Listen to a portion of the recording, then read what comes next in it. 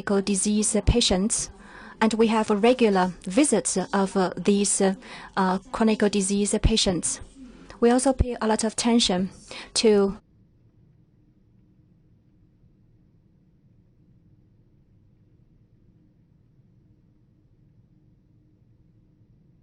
the core contact with the patients. And we answer questions, we provide advisory services, and also we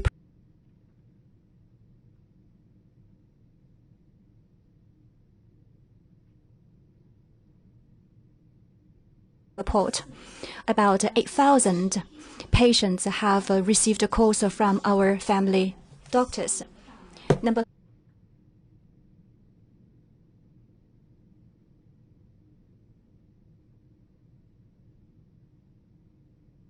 2 is to keep well the gate of a university campus and also different communities. We set up a 4-people team.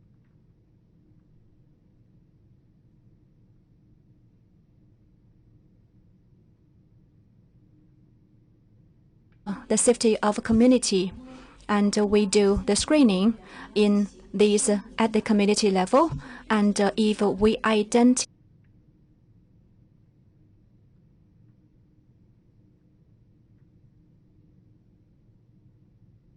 suspected cases, we either ensure the proper home quarantine. We have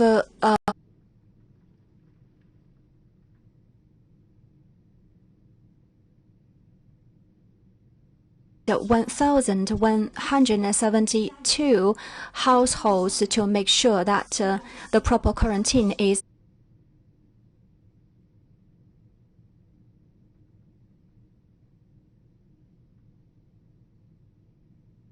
conducted. On April 7th, the graduate students primary in the primary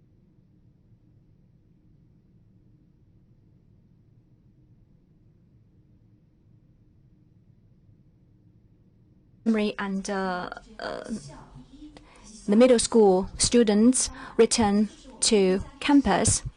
So the family doctors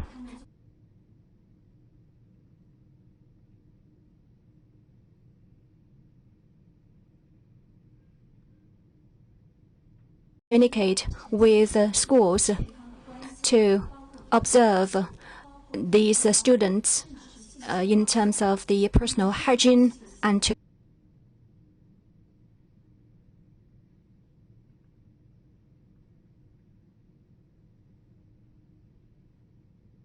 collect information of all the students at campus. And also the first class for these students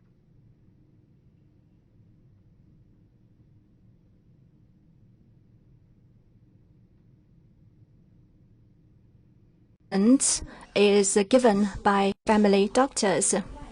Next level is to keep well the gate of the city.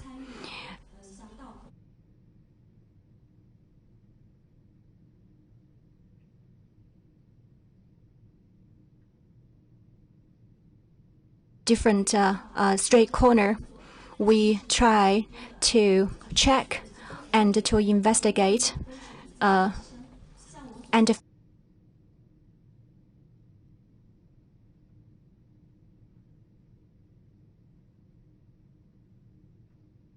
doctors are actively involved in the street investigation and screening. Some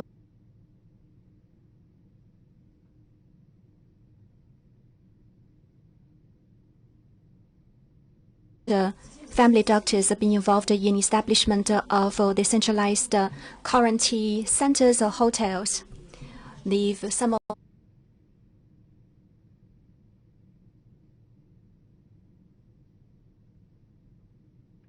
with this centralized quarantine hotels for over 100 nights. Those quarantined cases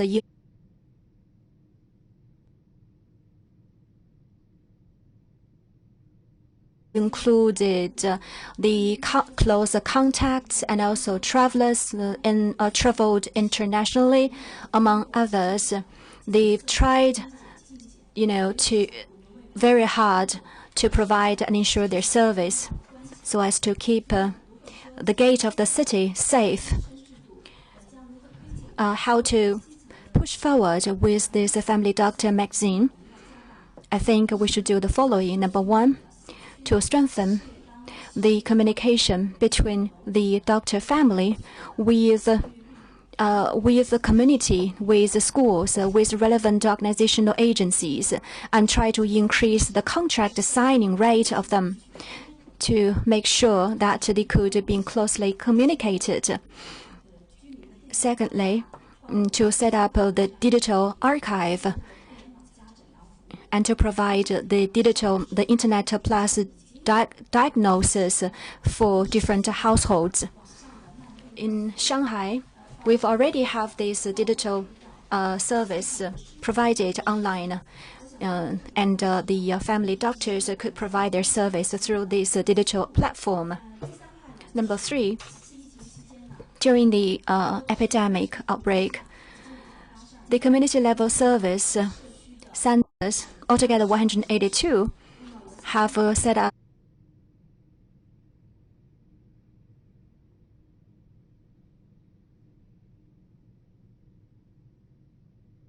fever clinics. Through these fever clinics, we could timely identify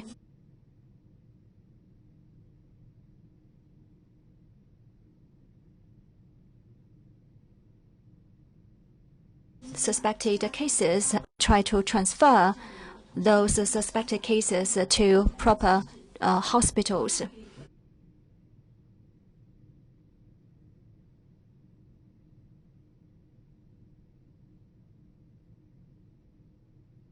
So the transfer mechanism could also be improved between the clinics and the hospitals. In that way, we can ensure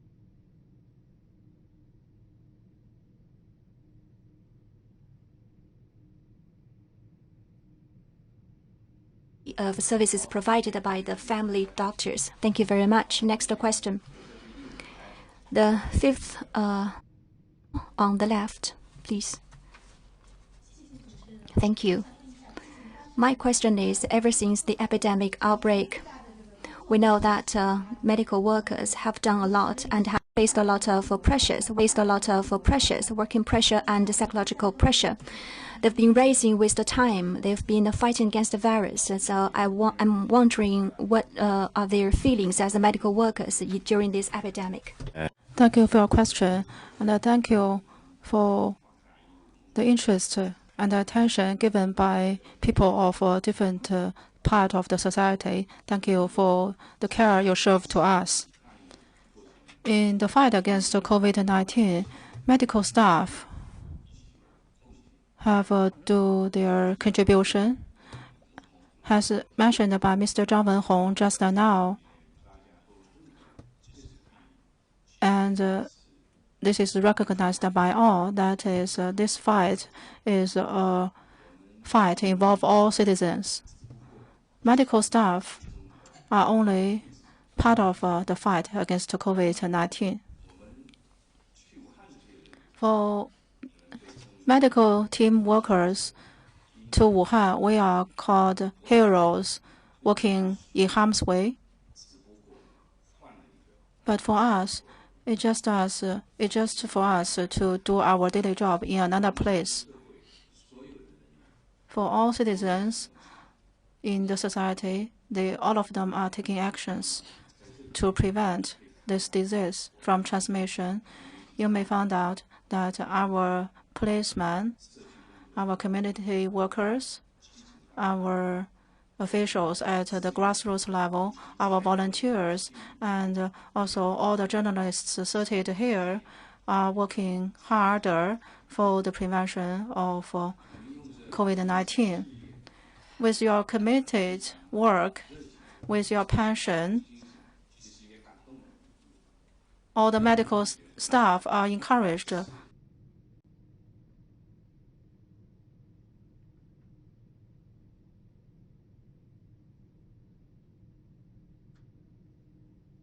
commitment and passion.